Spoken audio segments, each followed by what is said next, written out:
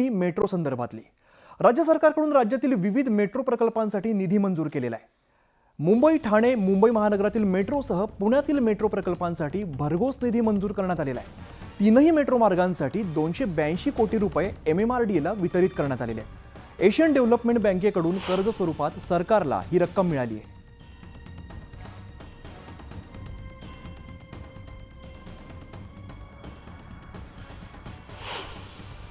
मुख्यमंत्री देवेंद्र फडणवीस यांचा dream project असणाऱ्या मेट्रोसाठी एशियन डेव्हलपमेंट बँकेकडून जवळपास 272 कोटींचा निधी हा MMRDAला वितरित करण्यात आलेला आहे।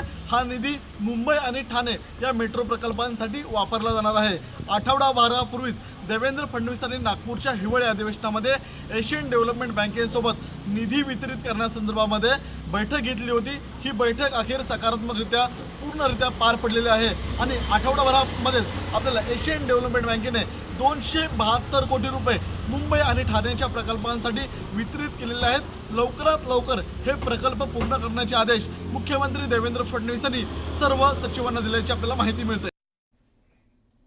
तर कमी काळात वाममार्गाने अमाप काळा पैसा आला की भले भले बिथरतात, दौलतजादा करत सुटतात।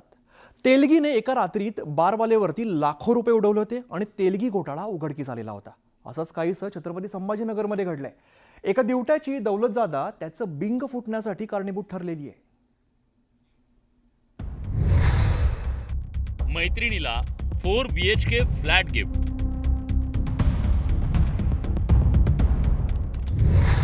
दुसऱ्या मैत्रिणीला 35 लाखांची कार गिफ्ट,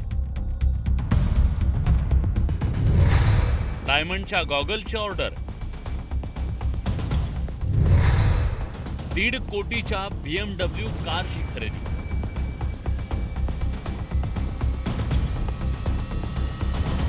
मंडळी, ही दौलतजादा कोण्या कुबेराची नाही, ही आहे एका अवघ्या 13,000 रुपये महिन्याला पगार असणाऱ्या एका क्लार्कची। होय, तुम्ही बरोबर ऐकलं। 13,000 रुपये पगार असलेल्या संभाजीनगरमधल्या 2 कंत्राटी कर्मचाऱ्यांनी इंटरनेट बँकिंगच्या माध्यमातून सरकारी तिजोरीवर दरोडा टाकला आणि होऊ दे खर्च म्हणत त्यांनी स्वतःसह गर्लफ्रेंडवर कोट्यवधी रुपये उडवले। या पठ्ठ्यानं मैत्रिणीला 4 BHK फ्लॅट गिफ्ट दिला, दुसऱ्या मैत्रिणीला 35 लाखाची कार गिफ्ट दिली, डायमंडच्या गॉगलची ऑर्डर केली, 1.5 कोटीच्या BMWची स्वतःसाठी खरेदी केली, स्वतःसाठी महागड्या 2 व्हीलरची खरेदी केली, बँकेत स्वतःच्या नावावर कोट्यवधींची FD केली।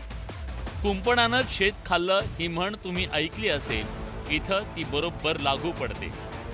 क्रीडा संकुलासाठी समितीच्या खात्यात पैसे आले, 2 कंत्राटी कर्मचाऱ्यांनी बनावट कागदपत्र तयार केली, क्रीडा उपसंचालकांच्या स्वाक्षरीचा बनावट वापर केला, त्या आधारे मूळ ID प्रमाणे नवा तसाच ID तयार केला, बँक खात्याला स्वतःचा मोबाईल क्रमांक जोडला, बोगस ID वरून पैसे स्वतःच्या खात्यात वळते केले।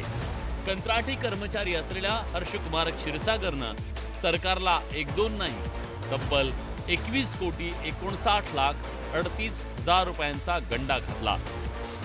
स्वतःच्या मोबाईल नंबरवरती नेट बँकिंग ॲक्टिवेट करण्याबाबत पत्र दिलं आणि त्या रक्कम त्यांनी त्या स्वतःच्या प्रायव्हेट अकाउंटला त्या नेट बँकिंगद्वारे वर्ग केली आणि त्याच्यावरून ते इतर काही अकाउंटवरती ती रक्कम वर्ग झालेली आहे। ह्याच्यामध्ये 3 आरोपी आहेत। 3 आरोपीपैकी 2 आरोपी अटक करण्यात आलेले आहेत, 1 आरोपी अटक झालेला नाही। या सगळ्या घोटाळ्याचं बिंग फुटल्यानंतर आरोपींची दौलतजादा उजेडात आली, पण या सगळ्या घोटाळ्यामुळे काही मूलभूत सवाल निर्माण झालेत। कंत्राटी कर्मचाऱ्याच्या हाती तिजोरीच्या चाव्या कुणी दिल्या? कोट्यवधी रुपये वळते होताना कुणालाच त्याची जाणीव कशी झाली नाही? उपसंचालकांचा हलगर्जीपणा या आरोपींच्या पथ्यावर पडला का? आयकर विभागाला सुद्धा व्यवहारांचा संशय कसा आला नाही? पोलीस तपासातून आता या सगळ्या प्रश्नांची उत्तरं आणि घोटाळ्याची पाळमुळं खणून काढून कठोर कारवाई होणं गरजेचं आहे। त्याचबरोबर सामान्य माणसाच्या कष्टाचे पैसे चोरांच्या हातात जाणार नाहीत याची काळजी घेणं अधिक गरजेचं आहे। अविनाश कानडजेसह bureau report, news 18 Lokmat, Sambhajinagar. राज्यात मंत्रिपदाचं वाटप झाल्यानंतर आता सर्वांना वेध लागले ते पालकमंत्रीपदाचे. पुण्यात तर अर्थमंत्री अजित पवार आणि उच्च आणि तंत्रशिक्षण मंत्री चंद्रकांत पाटील हे दोन वजनदार मंत्री आहेत. त्यांच्यात पालकमंत्रीपदासाठी रस्सीखेच होण्याची शक्यता आहे. मंत्रिपदाचं वाटप झाल्यानंतर आणि पालकमंत्रीपद घोषित होण्यापूर्वीच उपमुख्यमंत्री अजित पवार ॲक्टिव्ह झालेत. पुण्यात वाहतुकीच्या समस्या सोडवण्यासाठी पुणे पिंपरी चिंचवड महापालिका, पोलीस असे सगळे अधिकारी अजित पवारांकडे बैठकीला हजर होते. पालकमंत्री असताना घेतल्या जाणाऱ्या बैठकींची जंत्रीच अधिकाऱ्यांना सुचवून तातडीने कामाला लागण्याच्या सूचना अजित पवारांनी अधिकाऱ्यांना दिल्या. हॉस्पिटलची जागेचा बद्दलचा तर तो प्रश्न आम्ही त्याच्यातनं मार्गी काढू.